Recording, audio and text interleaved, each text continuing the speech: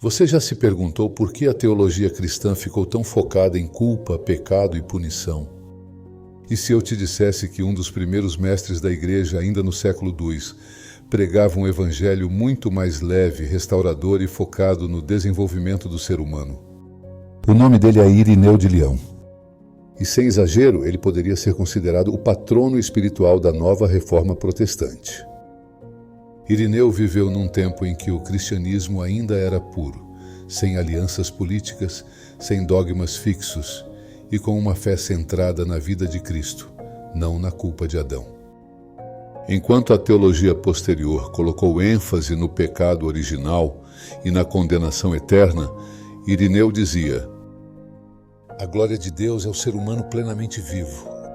Ou seja, Deus não está interessado em te culpar, mas em te formar. A criação é boa, a vida tem um propósito, e a salvação é um processo de amadurecimento até nos tornarmos como Cristo. A nova reforma protestante resgata exatamente esse evangelho original. Um evangelho que não começa na queda, mas na criação. Que não gira em torno do inferno, mas da maturidade espiritual. Que não ensina um Deus distante, mas um Pai pedagogo que guia com amor. E que vê o reino de Deus como algo que já começou dentro de nós. Com o tempo, a igreja se institucionalizou. Se aliou ao Império Romano. Adotou mais da filosofia grega do que da narrativa bíblica e substituiu o processo de crescimento espiritual pela doutrina da culpa eterna. Foi aí que a teologia de Irineu foi esquecida. E em seu lugar vieram sistemas jurídicos frios, cheios de medo. Mas agora é tempo de retorno. A nova reforma não é uma revolução. É um resgate. É voltar ao que Jesus ensinou. E Irineu compreendeu tão bem.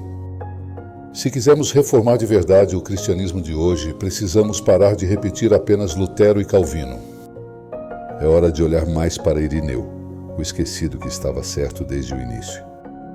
A nova reforma é o reencontro com a essência da fé. É viver como filhos amadurecendo e não como servos assustados. Se isso fez sentido para você, comente. Quero conhecer esse Irineu. E compartilhe com quem precisa reencontrar o evangelho que liberta, transforma e gera vida abundante, aqui e agora. Porque a glória de Deus é o ser humano plenamente vivo.